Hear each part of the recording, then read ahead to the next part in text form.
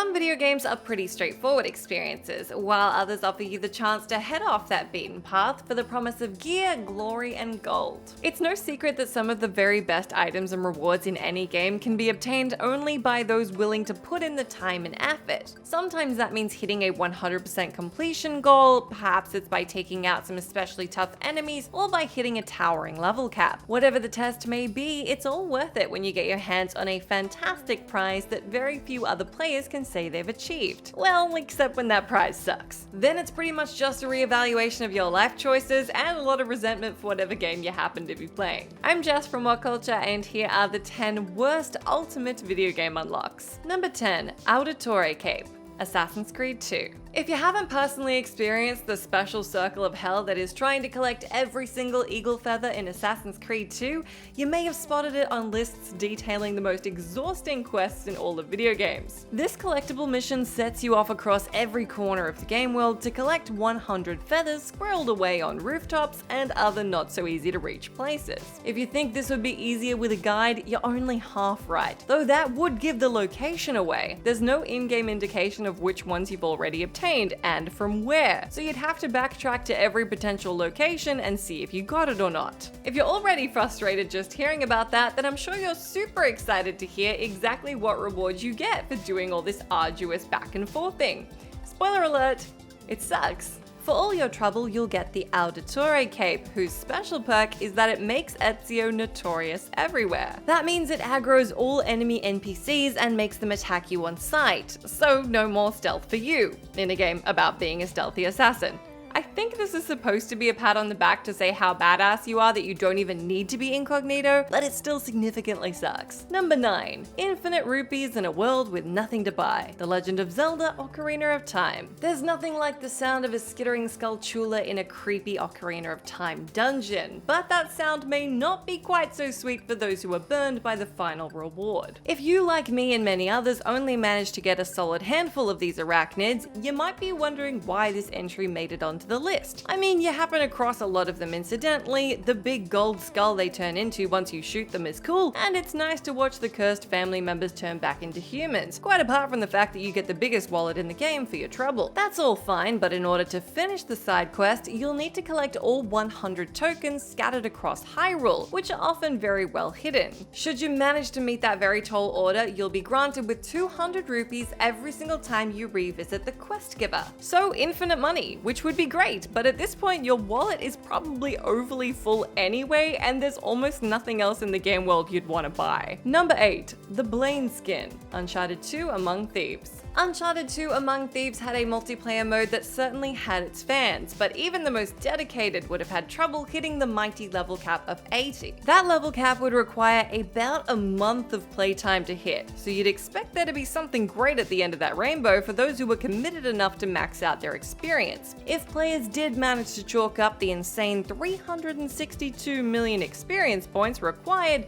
they'd be given a skin. Not a skin for one of our classic Uncharted heroes, or even a very good skin. It's a very basic green-brown camo skin with no voice attached that you can use in the game's multiplayer if you happen to have a burning desire to play as BLAINE, a member of Navarro's Mercs. It has some buckles on it, and that's all the nice things I have to say about it. Number 7. UNMAKYR, Doom Eternal. The UNMAKYR from Doom Eternal is not a weapon that's easy to get your hands on. You'll need to obtain all 6 Empyrean keys after crossing off all the Slayer gates, then unlock it in the Fortress of Doom. No easy feat at all. Now, the UNMAKYR is by no means a bad weapon. It's an excellent weapon.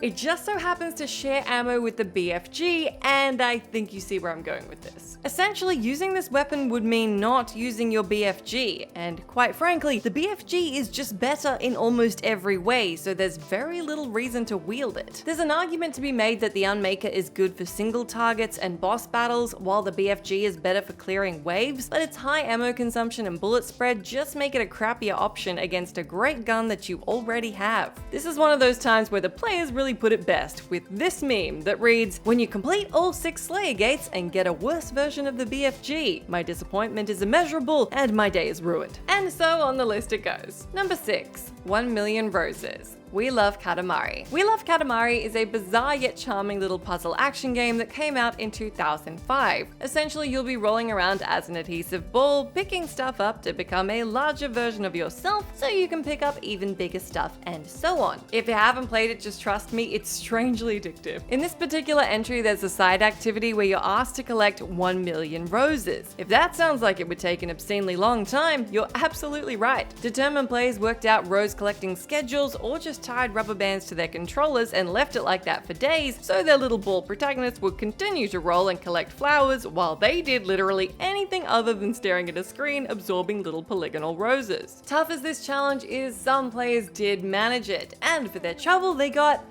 well, gratitude, mostly. You listen to a bonus song and the flowers form an exquisite rose nebula up in the cosmos, which is kind of pretty, but that's where your rewards start and end. When you're done, the king even tells you that while they're impressed, it was a pretty pointless exercise. So that's gotta make you feel good. Number 5. 2-strip color mode, CUPHEAD. Right there in the Soulsborne universe of games that aren't easy and have absolutely no interest in being easy, we've got CUPHEAD. Wander around Inkwell Isle 3 and you'll come across an NPC who lets you know that you should really try and get A ranks if you want to see the world like he does. That means knocking off the bosses not just with your life intact, but with high enough scores across the time, HP bonus, parry, super meter, and skill level categories. While the fact that it's a secret filter is kinda cool, it's probably only going to be appreciated by those who are super into the Cinecolor aesthetic. And if you were already having a hard time, you might wish you got a little more for your boss thumping trouble. Number 4. A postcard. Super Mario Sunshine. We've already had a few entries about tricky completionist challenges, and this one might top the pack when it comes to how much effort you need to put in and just how very little you get out. Super Mario Sunshine is a fan favorite for plenty of reasons, all of which are well earned, but there's one infamous footnote we can't look past. Gamers felt particularly burned by their efforts when they realized that the non-100% endings for this game are arguably better than the 100% ending. The reward for collecting all 120 Shine sprites, which is a super tricky undertaking, is literally a postcard featuring Mario, Peach, and all their mates standing around awkwardly with the words, "Have a relaxing vacation" underneath. The fact that the reward is a postcard is one thing. The fact that it's not even a good postcard is a whole other level of disappointment. Thanks a bunch, Mario. Number 3. The Golden Shotgun.